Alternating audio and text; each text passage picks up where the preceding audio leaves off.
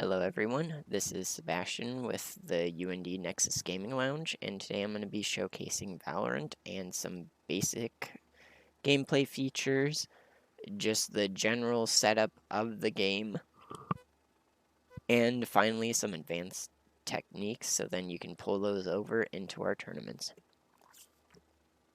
So if you've played any PC game, you should know this by heart pretty much, but we'll start out with the bare minimum, which is walking around. With that, you can use WASD to move around, W for forward momentum, S for backwards, A for strafing left, and D for strafing right. If you are left-handed or anything like that, you can change those to any keys you want, which you can do that in Actions, and then just click on one of these, and then you've got it. Other than that, for movement, we also have the mouse that wherever you point, you will look. You can invert those in the same area, which I believe it is actually in general settings that you can invert. Yep, invert the mouse. So if you do prefer those kind of flight control feels, you can go for that. Finally, to round off the movement, we've got control, which is crouching, and space, which is jumping.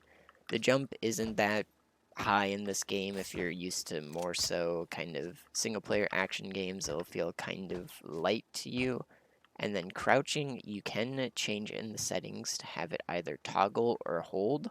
Hold implies that so long as you're holding the key, you will stay crouched. Toggle is you just need to hit the key once and then you will stay crouched.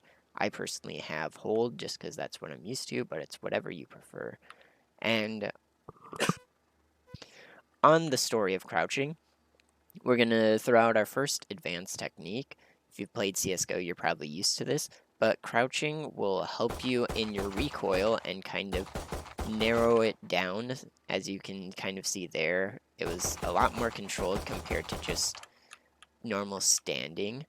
Now, one thing to keep in mind for crouching is most of the time when you're fighting someone, they will be shooting at your body like this. Now, pro players will be aiming for your head, but that's a harder target, so normally you'll be aiming for the body.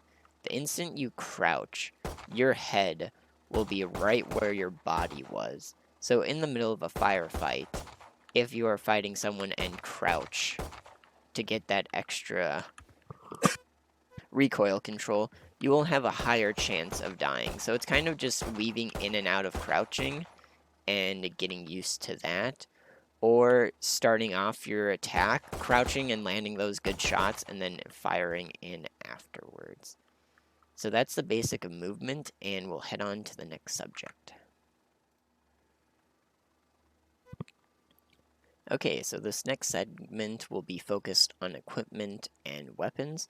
One thing I did forget to mention for movement is walking. So by default, the game will set that you will be running, which is kind of the normal walking speed for most other games, but you can toggle this back over in actions and there, so you could have it walk or run. And what walking is you hold shift or whatever key you bind it to, and then you'll move a bit slower and create less noise. This, again, is very useful as kind of a advanced move. It isn't that advanced, but if you know enemies are right around this corner, you don't want to just run in and do that, because then what's going to happen is they're going to know you're coming from there. What you want to do is walk over, as you can hear. There are virtually no footsteps. Well, there's a good amount there. So then you would just walk over, round the corner wherever you are, and then land those shots in. So that's kind of just the last bit of movement that I forgot to mention beforehand, so I apologize for that. But now we'll go into equipment. So Valorant is a tactical hero shooter, I would consider it. An amalgamation of CSGO and Overwatch. So we'll go with the basic equipment, which is very similar to CSGO, and then move into the hero abilities, or agent abilities that are similar to Overwatch. So first of all, if you press B, you will be brought into the shop. Now we've got all of our weapons here, sidearms, which is a shotgun, SMG, a silenced pistol, and then revolver. Each one of these has their different cost, and you're always spawned in with the classic. And it's pretty much personal preference and just how much you have. We'll get into this later, but in the first round, you only ever can have a sidearm. So if you are looking for maybe some more firepower in your first round, you could go for the sheriff, and then you've got a lot more damage compared to the classic. And again, how you reach the shop is B. We'll go back to the classic. Now we've got all of our other weapons, which is SMGs, shotguns, rifles, sniper rifles, machine guns. Now, all of these are pretty self-explanatory if you know most other shooters and the classification of these guns. I personally recommend finding your gun that you like and figuring out which one it is. So personally, I play with the Spectre, but I know the Phantom is one of the popular ones, and if you're really brave, you can go for shotguns. But you just click on it and buy it, and you can also sell it. But really, it depends on your playstyle, what type of gun you want. So I actually prefer never really aiming down sights in my shooter games, which to aim down sights, and this is dependent on certain guns, it is right-click, and then you'll be able to aim down sights. Just like with the control, it is toggle or hold. Right now, I have mine on hold, but normally I kind of prefer... Actually, no, my bad. I have mine on toggle, but I prefer it on hold. But for Valorant, toggle I recommend because you kind of hold angles for a long time, so it just helps out. But again, the difference between toggle and hold is toggle is you click it once and then you'll forever be in your aim down sights, while hold is so long as you are holding the right mouse button, you will be aiming down sights. Other than that, left click is your basic shoot. Now we'll go into guns that don't have aiming down sights. So with the classic, the easiest example, we've got our normal left click shoot, and then pressing right click is a secondary fire, which is just kind of a spread shot. So as you can see, that shoots 3 shots at once while you only shoot 1 shot. So you can get in that extra damage, but as you can notice, 1 shot pretty accurate, while your right click will be a bit more spread out and not as accurate.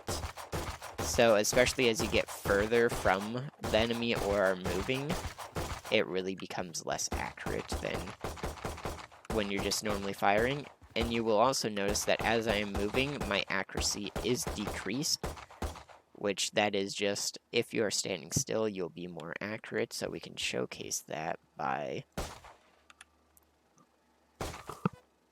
send that to 20, so then you guys can still 10. Okay, so standing still, we're hitting bullseye pretty good. Now we're gonna strafe left and right and try and hit the same spot. So as you can see, my crosshair is doing the best it can in terms of staying there, but that's pretty spread out.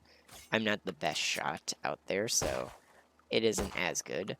But yes, again, just moving around, you are going to have a lot more varied. Now, back to equipment and not just teaching about guns. So, we've got a couple of ways to switch in between guns. We've got our scroll wheel, which just goes up through your list and caps up at the top of it and at the bottom, so you cannot rotate all the way around like certain games. Then you also have your number keys, which 1, 2, 3, all of those just switch over. And then finally, for switching weapons, you have most recently used. I have that as my 4th mouse button, so you may be able to see it on the virtual keyboard. If not, it is just my side button on my mouse, which brings you to the most recent gun you are at. Next advanced tip. So as you are holding your knife, you have a faster movement speed, which is very useful if someone if you were defending the B bomb site and someone planted at A, you were able to move around more quickly, just sacrificing that gun. And one best way, rather than swirling all the way down to your SMG and or pistol, which you may miss or just takes a bit longer, you can just use your most recently used gun. So I can be on the Spectre, press 3 once, and then just press that one button to always be there, because in the heat of the fight, I may miss my 1, 2, or 3, while hitting my mouse button is a lot easier. Again, all of these controls that I have noted can be changed up. I actually do have some of my abilities changed already, and most of that will be down on equipment, so toggle hold, operator zoom, cycle zoom, all of that stuff you can change up however you please and whatever works out for you. And then, as you can see, cycling to all of those weapon and equip last used weapon, that's what I'm talking about for that tapping. Next up, we'll go into hero abilities. So hero abilities are agent ability. I'm going to say hero ability most of it, but these in Valorant are called agents. I'm currently playing as Neon, and we'll get into all of these agents later in the video. But for that, your ability 1 is mouse button 4 for me, but you can set that to whatever, and by default, I believe it is different. Then Q is one of your other abilities. E is another one, and with my E, you can see that bar going down and also that like prompt down there. If I right click during that one, I'll do a slide, and for that ability, I have a certain limit for how much I can use it, so once that's done, I can't run anymore. And likewise for my Q, since I'm in training mode, I won't showcase it, but if you can see the 2 green cells underneath it, that is my ammo. So during a normal match, I only have 2 of these. And abilities, just like guns, you can purchase.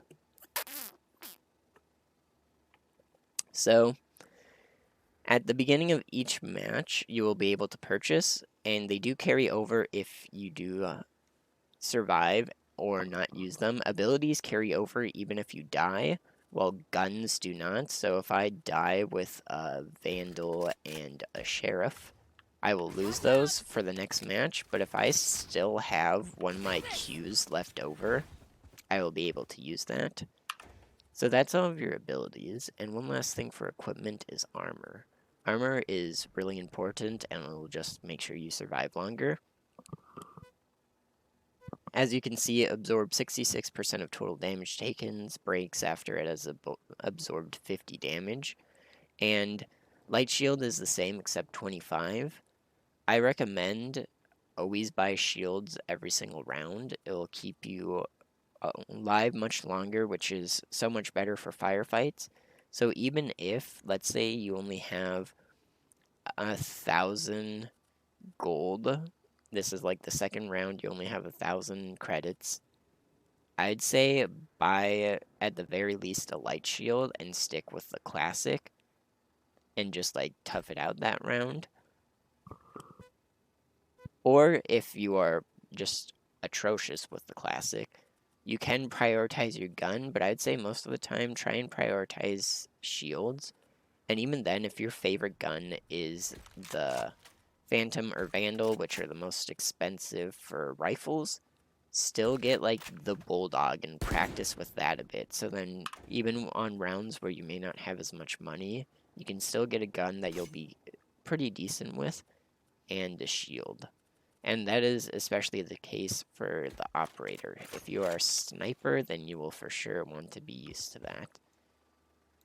And snipers are the same way for aiming down sights, except they have 2 zooms, as you can see.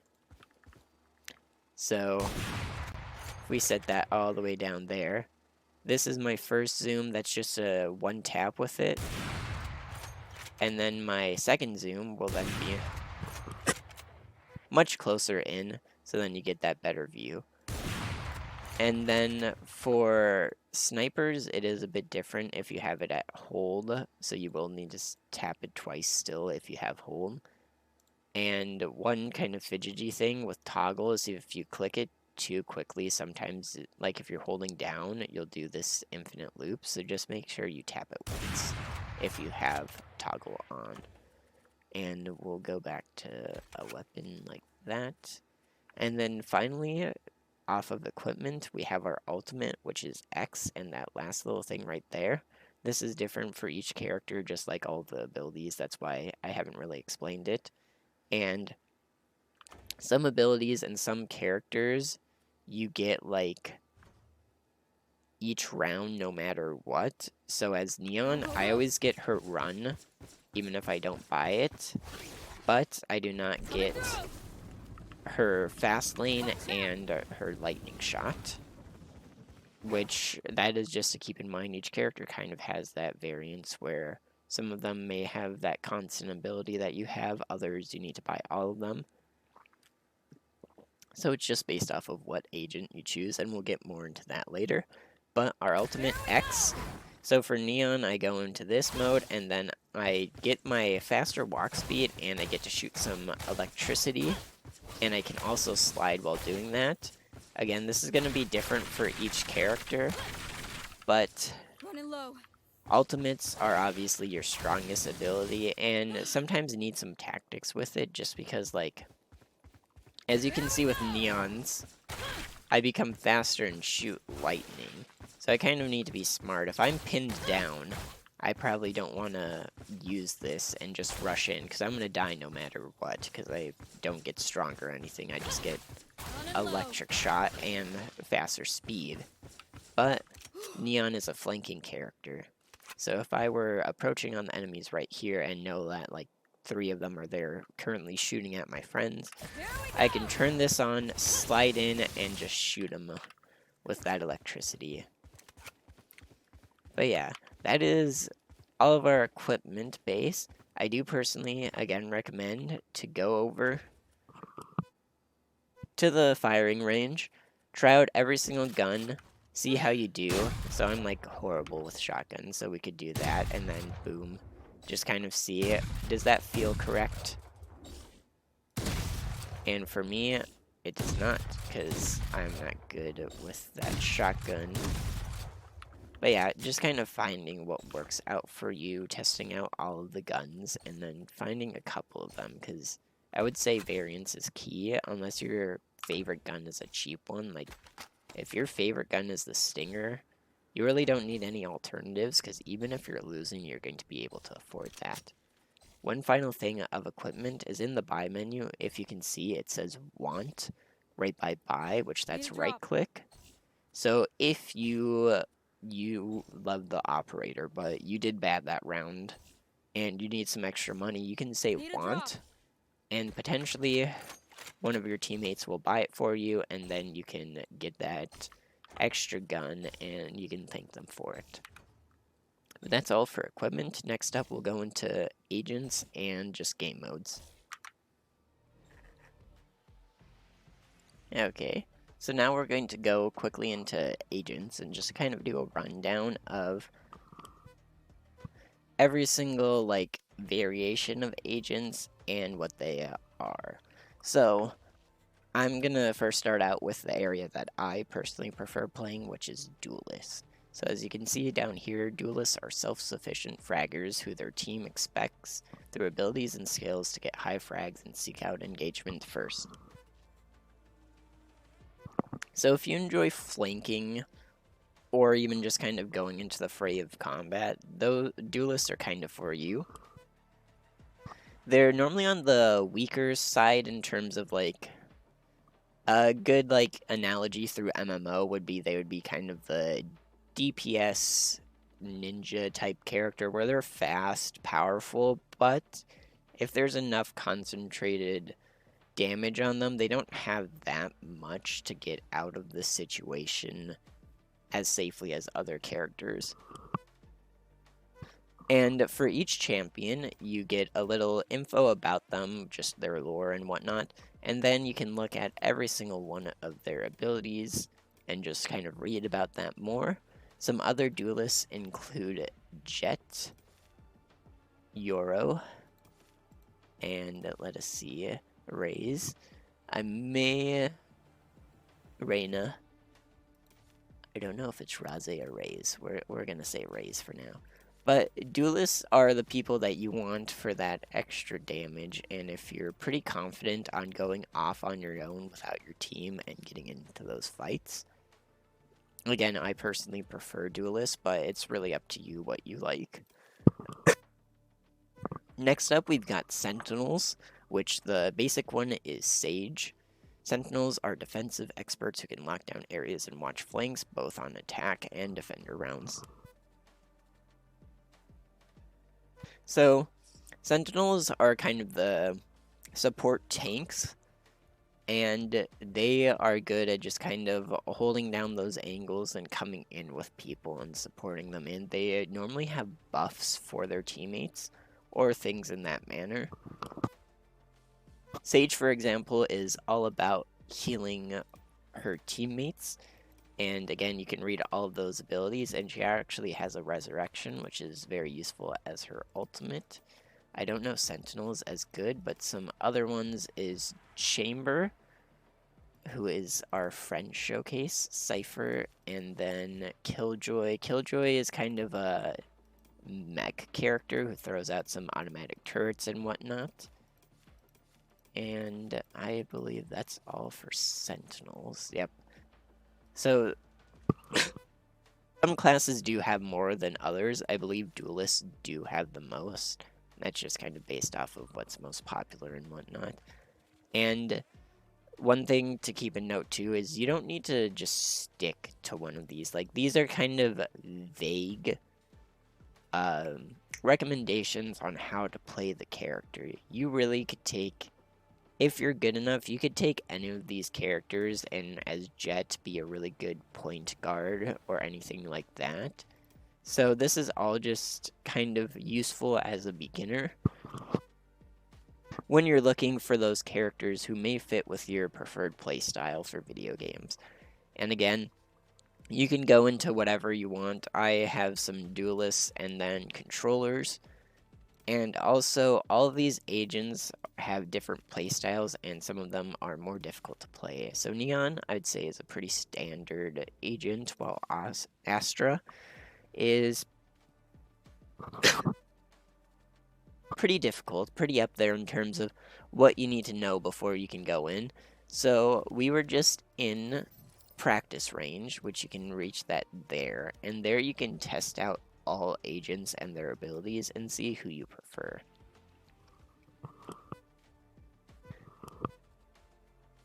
Back to just kind of the showcase of agents. We've got controllers. Controllers are experts in slicing up dangerous territory to set their teams up for success.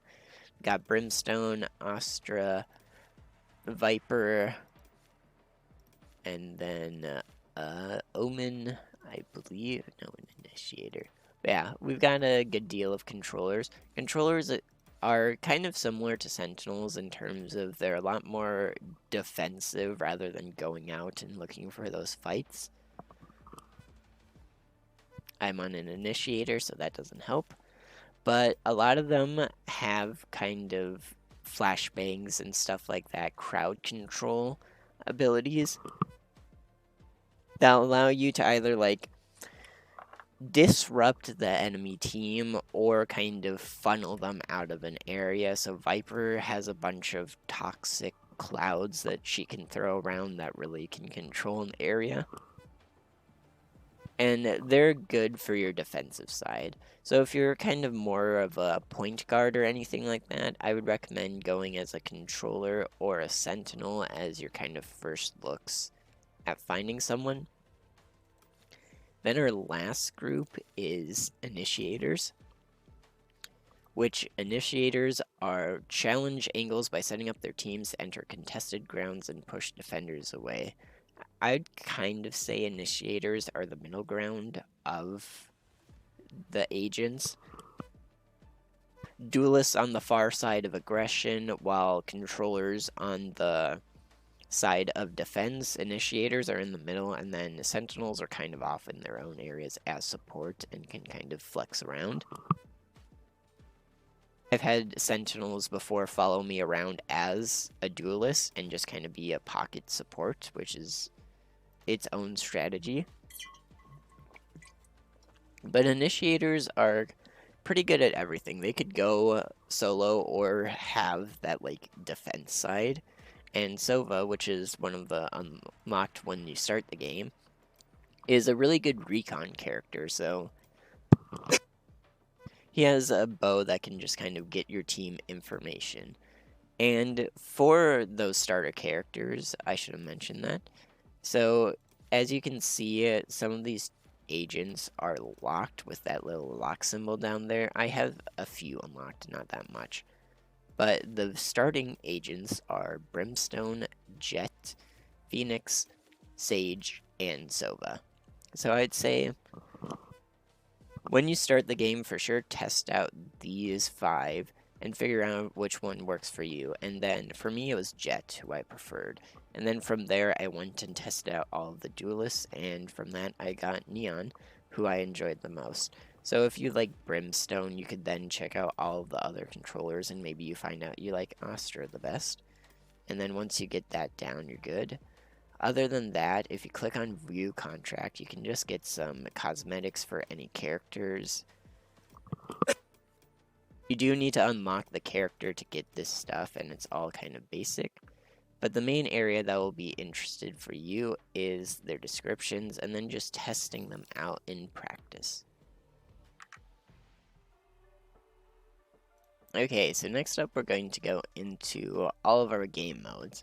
So the main one that you will probably be playing is Unrated, which we'll go into the details of this, but it's standard Valorant gameplay swap between attacking and defending sites, first to 13 round wins. We'll go into the nitty-gritty of Unrated and competitive, which is the same game mode, later in the video, but right now we're just going to do a quick little thing. Competitive, standard Valorant gameplay, same rules as Unrated, but a higher stakes mode where you earn and compete for rank.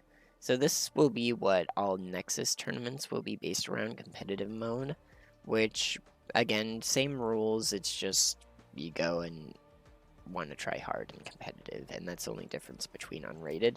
Spike Rush, Deathmatch, Replication, Escalation, all of these are kind of the side ones.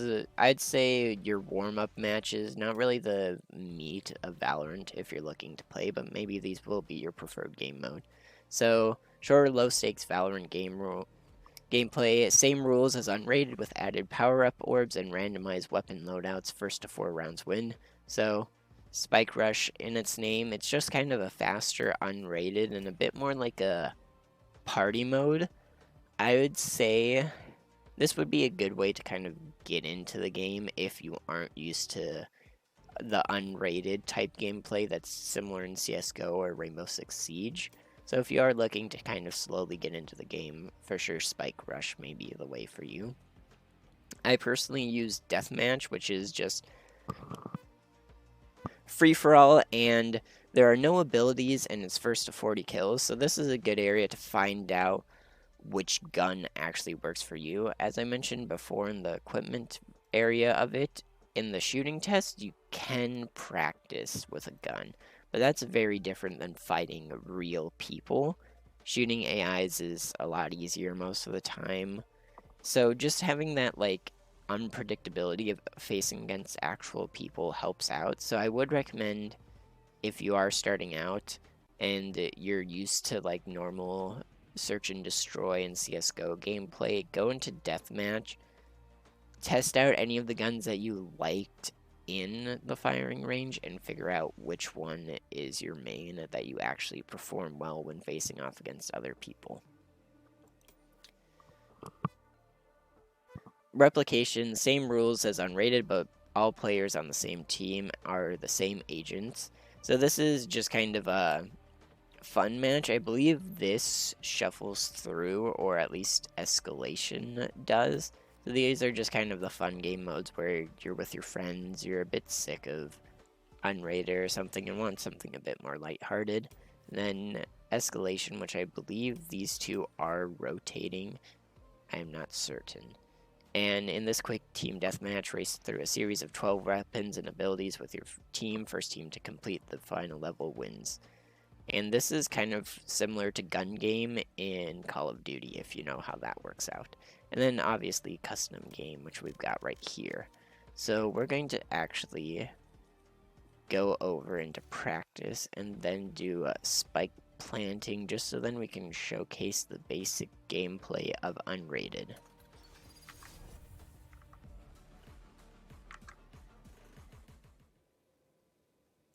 Okay, so we're inside of it, and we've got this select agent, and all of the agents mentioned before, and since this is in practice mode, you can take any agent that you don't own.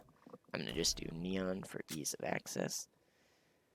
And we're going to start up on this map right here, which is very similar to an actual map in the game, just kind of made a bit more simplistic for ease of access. So we're just going to run through what a normal match would potentially look like. So let's say this is our spawn point. So we'd spawn in first round and have about, I believe it's 1,000 credits or so for the first round. So we would just buy heavy shields because I'm pretty confident with my classic. So we've got that. Then there's an about a 30-second timer, and once that is complete, you can either go to any point. If you press M like I just did, you can get the map up, which normally it would be like point B over there and then point A over there. Take this. And then also you would have bought in your equipment. One thing about the shop that I did not mention earlier is you can only buy it in your spawn point at the beginning of the match. So you can't start the round, run back, and be like, oh, actually, I want the Vandal. So you just need to keep that in mind, that you do have only that one chance, but you have more than enough time to get your guns that you do want. So once we get that, you would have the spike, which I can get it over here. So once this starts up, here's the spike right here. Each round will start with the spike on the ground if you are on attack. And we'll just run through how that works out, and then we'll explain defense. So how unrated is there's an attack team and a defense team. There are 2 points, so like A and B. There. Defense needs to obviously defend A and B, while attack must attack A and B. Attack's main goal is to plant the spike and have it explode, while defense is to defend A and B and defuse the spike if it is planted. A round does complete once every single player of an enemy team dies, which is how most matches in unrated will go. Not many people go in for that spike plant or even get to that point. A lot of the time is just basic firefights will finish it up for you. But if you do want to plant, you would pick up the spike, and then that would be on 4. So you've got your 2 for your sidearm, 3 for melee, and then 4 right there for the spike. Then you would move over to the point, obviously checking for enemies, and once on the point, you can hold 4 to plant. So, kind of a simulated showcase of fighting enemies. I didn't know that they were there, but you hold 4 and then you plant it. Main thing is holding down 4, or whichever button that you have set for the spike, and planting it. And as you can hear, there's that little beep. So if you're on the defending side and you're hiding over here waiting for it because there's 4 people there, or maybe even just 1, and you don't know what they're doing, and you hear that beep, that means there's planting. But once you get into higher tier gameplay, people will bait out with that. So you'll hear the planting and then move in, and then they're waiting right there and take you down, or they may actually be planting.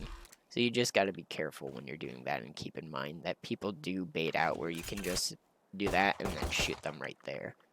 But once you plant, it's in, and then there's a time limit for how long it goes. So right now, enemies are trying to defuse it, so we'll just defend. And there we go, round complete. I killed all the enemies. So that's how a basic spike planting would work. That is a very basic showcase, but still kind of there. Now we're going to do a spike diffusal too, so we'll shoot there. This is what the point of view would be if you are defending. So if I'm defending and the spike is being planted, I'd first obviously clear the site, take them down, and then go through. So as you can see, they place the bots in ways that like actual players may be, so I was playing dumb because I'm just showcasing, but I just walked around the corner, so it's strategic to be in these areas where they will be. Now, as you heard, the spike is now beeping faster, which means it's about to blow up. So if you hold 4 to defuse, you've got that 2 bars. If I cancel right now, it's going to stay at that second bar. So that's one thing to keep in mind, because someone, if you are defusing, well, let's do that again. If you're defusing that spike,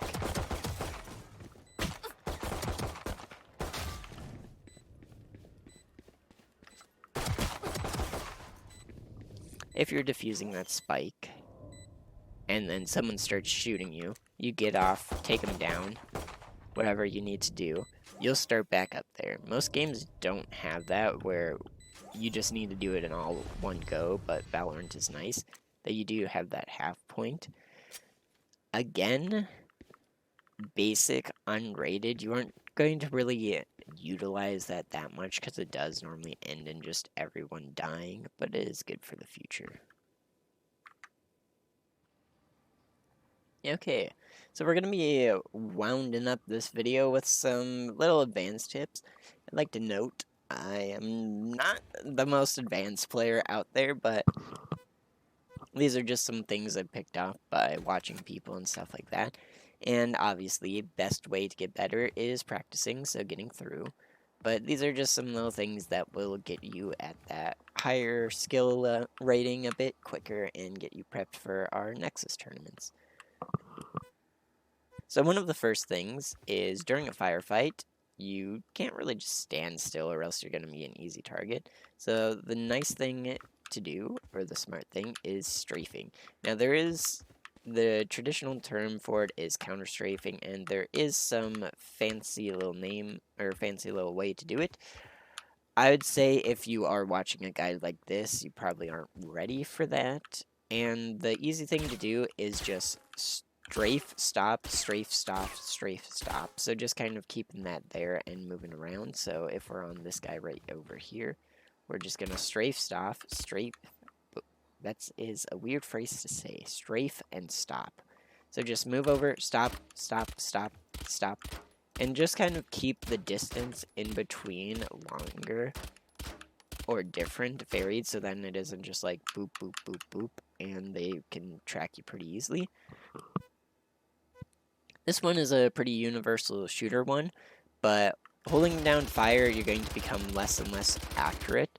So it's a lot better in these games to kind of burst fire and keep that nice accuracy there, so then you can maintain that. And that's, again, pretty easy when you're strafing, because then you'll just shoot whenever you stop. But you can hold in between, so then you stop and do a little burst at the end. But that's up to you. Next little tip is, rather than searching around a corner to see, I'll go to a better corner. Rather than rounding a corner to just kind of get shot by someone right when you're peeking to see what happens, a tip you can do is you can jump and then flick back over. So what you want to do is you just want to jump and then move back over. Now what this will do, even if you move too fast, so like I didn't really see much, I'm still slow motion showcase, I'm on their side. They're seeing me jump out and come in. So if someone is watching that angle, even if you don't get that visual instinct right away, this is just kind of showcasing a slower, but you want to make sure that you flip and then you're in and out just like that. So then you just kind of flip out. But even then, if you have someone watching that angle, if they see you jump out, they're going to try and shoot at you. And most of the time, they won't be ready and set up for someone coming in flying with a low jump and going through. So you'll be able to get that survey of the area while also not taking much damage unless they're a really cracked player. So just kind of moving in and then moving back. The tip, and even I'm not the greatest at this, this is kind of higher up. The tip is you do W and then A, so we're trying to move back to the left. So you start off with W and then you hit A and S for that back. And then obviously you need to flip like that. And again, I am not the best. That was not a great showcase of it, but just kind of getting that in where don't peek corners blatantly or else you're going to get shot. Try and be a bit more sneaky or even just a lot quicker, like just a quick peek. But even quick peeks like that, the jump really helps. One other thing is, as I mentioned before with crouching, it will make your aim faster, but try and use it conservatively because again, as I mentioned, as you crouch your hitbox, most people are aiming for that center of mass just because they don't have that really good aim to constantly hit headshots in a fight where you're moving around. Like, you're going to miss a lot of those. So they're going to be aiming for your body because then the recoil will bring them up to the head occasionally. So whenever you crouch, you're first of all lowering your movement so you can't do that strafing that much. And then also at the same time, that head hitbox is going to be right where they're currently shooting, so you'll be taken down quicker. It does still work, as you've probably seen in different shooters, like in Rainbow Six Siege, crowd-prone spamming and stuff like that really works out. So I'd say if you keep your movement varied in the middle of a gunfight, you'll be able to do fine. Another thing is bunny hopping, bee hopping. Now, one thing that you can do for that is just kind of changing up the binding so then it works a bit more, and then keeping that momentum. As you saw, I kind of slowed down on that corner, but using your mouse to kind of guide you for that directional input rather than relying on the WASD for that, because you can really lose that speed. As you can see, I'm going pretty fast if I keep up the pace good. But once you get out of that rhythm where you just don't land each jump, like there, I messed it up. So that is how you get around quickly, and also at the same time, just like that corner watch, it's really good for if you do round this corner and there's someone there, they aren't going to be focused at, their angle's probably going to be about there. They aren't going to be perfectly ready to go and get that headshot. But again, with that, it is hard to kind of change your directional interface or input while bunny hopping. So if you need to flip, mostly try and do it with your mouse, but I would say use this when you're rotating to different spawns or different plant points, rather than if you're in the middle of a gunfight or about to go on to a gunfight. One other thing is while jumping, if you hold shift, you can actually dampen your sound, just like if you hold shift while walking. And that's just if you tap it while you're up in the air, you'll get that nice quiet jump compared to the normal one. That isn't as useful for normal play, but if you're on a point hiding behind a crate or something, this is a horrible example, but I don't know where on this map I could do it good. But if you're hiding behind something and just want to peek quickly, you get that extra silence, so then if someone is there, they don't know where you are exactly. Another movement tip, because main thing about Valorant is kind of getting down, and even CSGO and stuff, is getting down that movement. Obviously, there's that aim factor, but I can't really teach you how to aim in a map that's really just going into these firing ranges or aim lab and stuff and practicing around with that. But this is a pretty standard first-person shooter thing, but if you crouch jump, you'll get that extra height, so then you'll actually make some jumps. Well, if you jump normally, you can make that jump. I don't know the training map as good, so I can't really showcase it, but crouch jumping just helps out in terms of finding those areas that you can kind of gain some extra height. There's some pretty good examples on all of the big maps where you need to crouch jump to get up there, which that's just jumping and crouching at the same time, and then you get that extra height, so then you can get up and climb up those areas. Even there, I shouldn't have made that, but you saw like the camera kind of struggling. Course started. I didn't even know that was a thing. Other than that, I'd say the main thing is just in gunfights, be as unpredictable as you can be in terms of movement while doing it. Jumping, your aim really gets shot. So as a starting character like Jet, you may feel tempted to jump around because Jet has some flying abilities. There we go. So Jet with her, for me it's Q, but with her Q, you'll fly up into the air. And you may think that would be a good little surprise and mix-up. But your accuracy is pretty shot on that, and it's more so for kind of surveying the area. Because as you can see, that spread, my normal spread is pretty consistent, but the instant I'm up in the air, I'm shooting all over the place. Even with a gun like the pistol, it's pretty out there.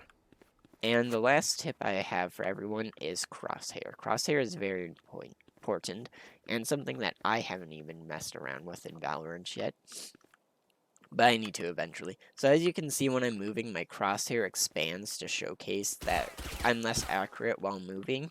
Now, most of the time, that doesn't actually help you while firing, and it can also, because it isn't an accurate showcase of where you're actually going to land. It's just a visual indicator.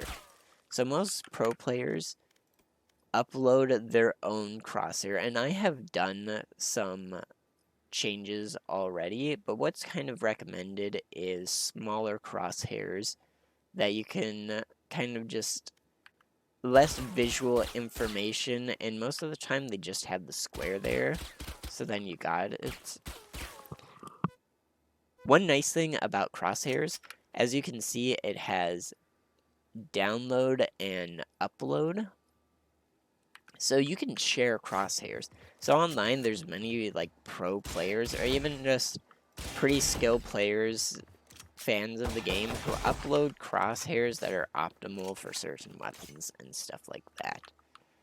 So I would say for sure, if you're looking for that extra stuff, go and check out a crosshair and mess around with it to find out what works for you. I said that was the last tip, but last tip, just learn all of the agents that you can. If you're in the middle of the match and you see a Viper coming through and you have no idea what she can throw at the table, you are not going to do good. I had multiple times when I started the game where there'd be some like cloud of gas or whatever that I have no idea if I'm gonna take damage. So let's say this Viper, that was her ultimate.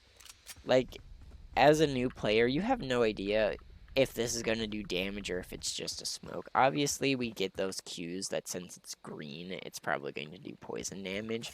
But even then, just learning all the characters so then you know, okay, this only does such and such damage. I can go in there quickly because they're planting and take them down. Or if it's like, if I go in there, I'm gonna go and die, then that is the issue. So just learning the characters, especially the characters you're playing.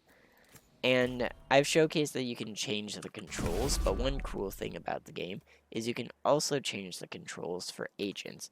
So you could create a profile for Astra, and if you find that you're using her Nova Pulse the most or something like that, like some ability is your go-to with them, you can set it so then it's at a better key than all of these universal ones. So just kind of exploring the game's controls and messing around with them.